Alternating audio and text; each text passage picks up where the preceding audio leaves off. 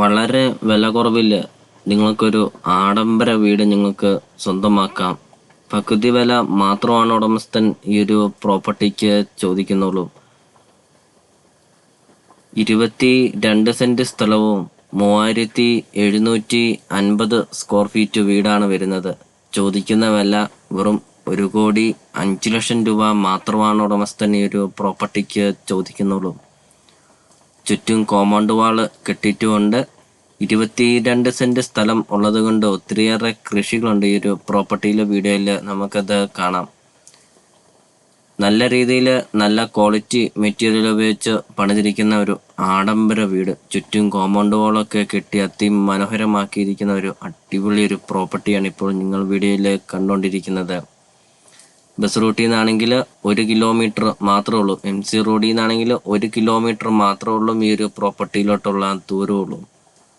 നല്ലൊരു ലൊക്കേഷനിൽ, നല്ലൊരു റെസിഡൻഷ്യൽ മേഖലയിൽ നിങ്ങൾക്കൊരു നല്ലൊരു പ്രോപ്പർട്ടി നിങ്ങൾക്ക് സ്വന്തമാക്കാം. വളരെ വില കുറവിലൊരു ആഡംബര വീട്. വെറും 1,05,00,000 രൂപ മാത്രം.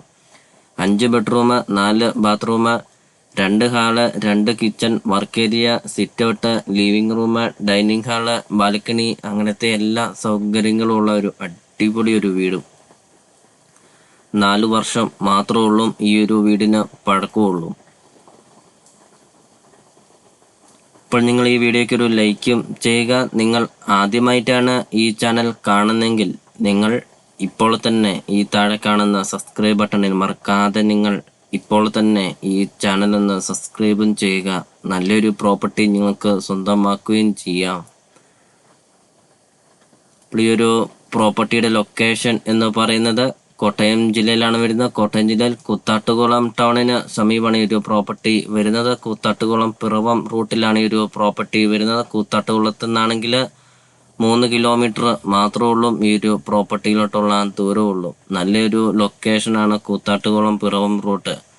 കൂത്താട്ടുകുളം പിറവം മെയിൻ ഹൈവേ എന്നാണെങ്കിൽ 1 കിലോമീറ്റർ മാത്രമേ ഉള്ളൂ ഈ ഒരു പ്രോപ്പർട്ടിയിലോട്ടുള്ള ദൂരമുള്ളൂ. നല്ലൊരു ലൊക്കേഷൻ, ഒരു ആഡംബര വീട്. വെറും 1,05,00,000 രൂപ മാത്രം ചോദിക്കുന്ന ഒരു പ്രോപ്പർട്ടി.